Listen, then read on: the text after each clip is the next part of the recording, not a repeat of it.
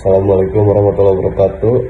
Perkenalkan, nama saya Ahmad Budha Putra Raja dari kelas Ilmu Hukum. Di sini saya akan mempresentasikan tentang pemerintah sebagai unsur utama negara. Pertama-tama di sini saya akan menceritakan tentang latar belakangnya, mengapa pemerintah dibutuhkan. Dalam kehidupan bermasyarakat, manusia memiliki kebutuhan mendasar akan perlindungan, ketertiban, dan keadilan. Tanpa adanya otoritas yang mengatur, masyarakat cenderung berada dalam kondisi chaos, di mana kekuatan individualnya menjadi penentu utama. Sejarah mencatat transformasi dari unit sosial terkecil seperti keluarga menuju entitas yang lebih besar berupa negara. Teori kontrak sosial menjelaskan bahwa individu sepakat menyerahkan sebagian haknya kepada penguasa demi mendapatkan jaminan keamanan dan pengelolaan kepentingan publik yang tertib. Bab 2. Definisi pemerintah versus pemerintahan. 1. Pemerintah merupakan badan atau organ elit yang memiliki wewenang formal untuk mengurus dan memegang kekuasaan negara. Fokusnya pada struktur dan pejabat yang menduduki jabatan strategis dalam sistem pemerintahan. Dan 2. Pemerintahan. Pemerintahan merupakan aktivitas, cara, sistem, atau proses menjalankan kekuasaan untuk mencapai tujuan negara. Fokusnya pada aksi dan dinamika pengelolaan kekuasaan dalam praktik sehari-hari.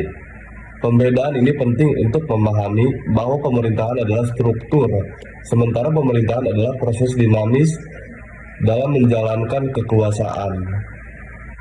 Bab 3. Dasar hukum penyelenggaraan negara. Undang-Undang 1945 sebagai fondasi utama sistem ketatanegaraan Indonesia yang mengatur format negara dan prinsip demokrasi. Penyelenggara kekuasaan meliputi presiden sebagai kepala pemerintahan, kementerian yang mengelola sektor spesifik, serta lembaga pemerintah non-kementerian yang berfungsi independen. Otonomi daerah menjadi bagian integral dan penyelenggaraan pemerintahan lokal, memberikan kewenangan kepada daerah untuk mengatur urusan internal sesuai kondisi regional. Bab 4. Doktrin para ahli pemisahan kekuasaan. Montesquieu menggagas teori trias politika untuk mencegah terjadinya pemusatan kekuasaan yang absolut. Dalam doktrinnya, kekuasaan negara dibagi menjadi 3 fungsi utama yang saling terpisah. Dan 3 fungsi itu ada legislatif, eksekutif, dan yudikatif. Dan legislatif itu adalah pembuat undang-undang sebagai wakil rakyat, dan yudikatif adalah pengawas dan penegak hukum kehakiman, dan eksekutif adalah pelaksana kebijakan dan administrasi negara. Bab 5. CF Strong. Pemerintah adalah badan publik yang mencakup keseluruhan kegiatan eksekutif, legislatif, dan yudikatif dalam satu sistem yang terintegrasi. R. Mark River. Pemerintahan dipandang sebagai ilmu tentang bagaimana mengelola masyarakat yang diperintah secara sistematis dan berkelanjutan. U. Rosenthal. Pemerintahan merupakan ilmu yang mempelajari struktur dan proses penyelenggaraan pemerintahan secara global dan komparatif. Pandangan para ahli memperkaya pemahaman bahwa pemerintah bukan sekedar institusi, melainkan sistem ilmiah yang mempelajari pengelolaan negara.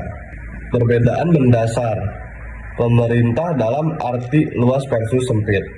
Pemerintah dalam arti luas meliputi legislatif, eksekutif, dan yudikatif.